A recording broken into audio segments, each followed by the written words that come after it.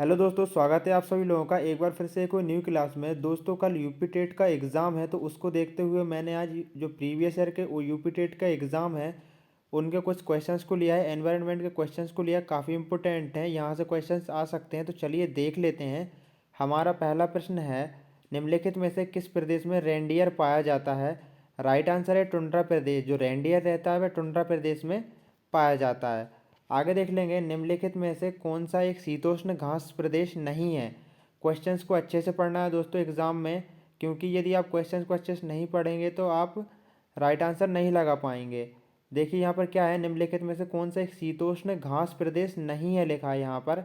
तो right answer हो जाएगा पंपस। जो पंपस है वह शीतोष्ण घास प्रदेश नहीं है। बाकी डाउन्स प्रेरी और कंपस वगैरह ना, ये क्या है, ये शीतोष्ण घास हैं। तो दोस्तों ये डाउन्स है, ये डाउन्स कहाँ का है, मतलब कहाँ पर है, आपको कमेंट बॉक्स में बताना है। आगे देख लेंगे, जनसंख्या के आकार के अनुसार बृहत्तम महाद्वीप कौन सा है? दोस्तों जनसंख्या के आधार पर सबसे बड़ा महाद्वीप कौन सा है? तो एशिया है।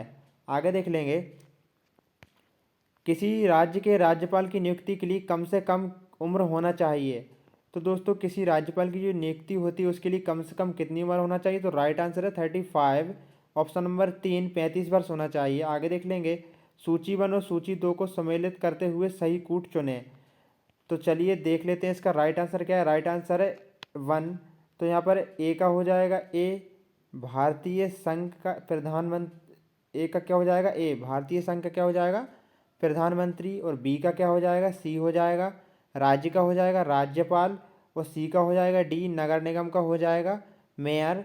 और डी का क्या हो जाएगा, जो बचा हुआ है, सरपंच, तो ग्राम पंचायत का सरपंच। बिल्कुल दोस्तों, जो ग्राम पंचायत रहती है वहाँ का मुखिया कौन होता है? सरपंच होता है।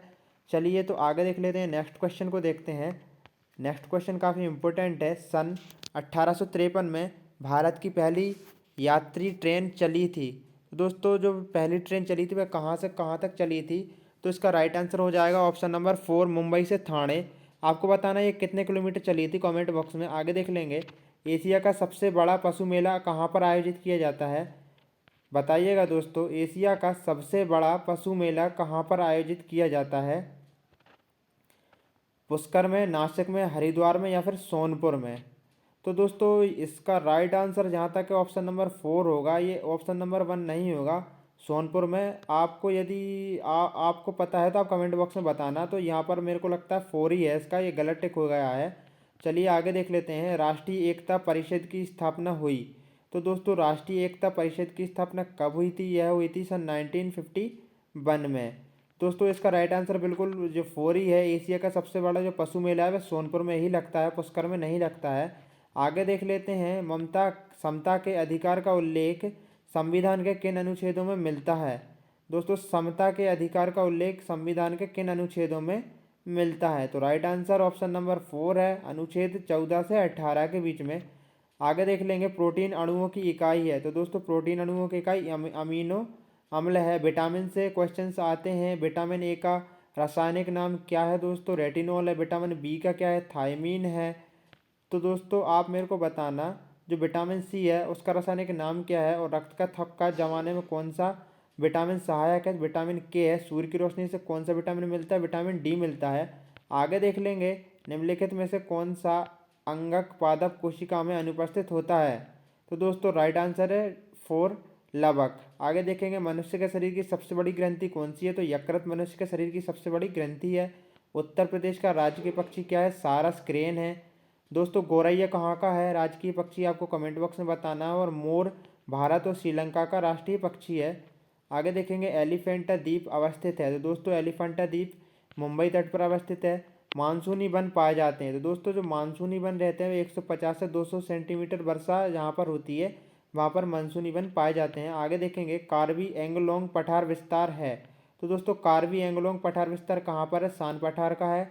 आगे है, संसार का सर्वाधिक समस्याकारी जलीय खरपतवार जिसे बंगाल का आतंक भी कहा जाता है। तो दोस्तों परथीनियम हिस्टोफोरस कांग्रेस घास। तो दोस्तों इसका राइट आंसर ये नहीं होगा। राइट आंसर हो जाएगा एकोर्निया क्रॉसीपस जलकुंभी, इसका राइट आंसर होगा, क्योंकि बंगाल का आतंक जो है जलकुंभी को ही कहा जाता है। आगे देखेंगे, वायरस के अजैविक होने का लक्षण है। तो दोस्तों इसमें वंशानुगत सामग्री नहीं पाई जाती, इसी वजह से क्या अजैविक का लक्षण है। दोस्तों आपका इसका राइट आंसर बताना है। संसार का सर्वाधिक समस्याकारी जलीय खरपतवार जिसे बंगाल का आतंक कहा जाता है क्या है? तो इसका राइट आंसर ए है, यहाँ तक है, आपको कमेंट बॉक्स में बताना है। चलिए दोस्तों, जय हिंद, वंदे मातरम। मिलते हैं एक और न्यू क्लास में। जिन जिन का पेपर कल है, तो दोस्तों जो कल के बाद इस वीडियो को देख रहे हैं वो कमेंट बॉक्स में ज़रूर से बताएं कि उनका पेपर कैसा गया और इसमें से कितने क्वेश्चंस फंसे, एक फंसा या दो, कितने फंसे, तो आपको कमेंट बॉक्स में बताना है। जय हिंद दोस्तों, मिलते हैं एक और न्यू वीडियो में।